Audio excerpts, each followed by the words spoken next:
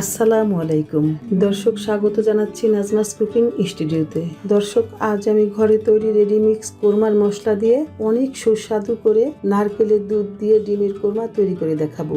দর্শক, আমার চ্যানেলে এর আগের ভিডিওতে আমি ঘরে তৈরি পারফেক্ট কোরমা তৈরির মশলা রেসিপি দেখিয়েছি, যে মশলা দিয়ে আপনি বিভিন্ন ধরনের কোরমা রান্নায় ব্যবহার করতে পারবেন।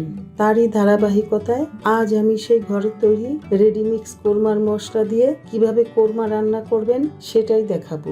দর্শক, আজ আমি 9টা সিদ্ধ ডিম দিয়ে খুবই সুস্বাদু কোরমা রান্না করে দেখাবো। তাহলে চলুন দেখা যাক কিভাবে আমি ঘরে তৈরি রেডিমিক্স কোরমার মশলা ও একটি নারকেলের দুধ দিয়ে কোরমা তৈরি করি।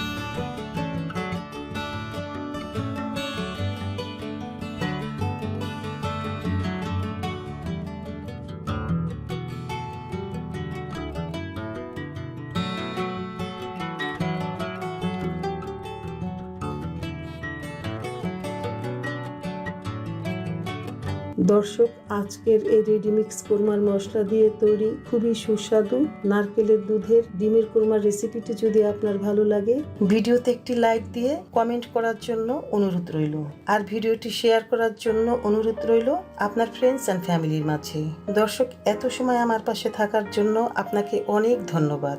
দর্শক, সচেতনভাবে নিজেকে সুরক্ষিত রাখুন, নিরাপদে থাকুন, সুস্থ থাকুন, ভালো থাকুন। এই কামনায় আল্লাহ হাফেজ।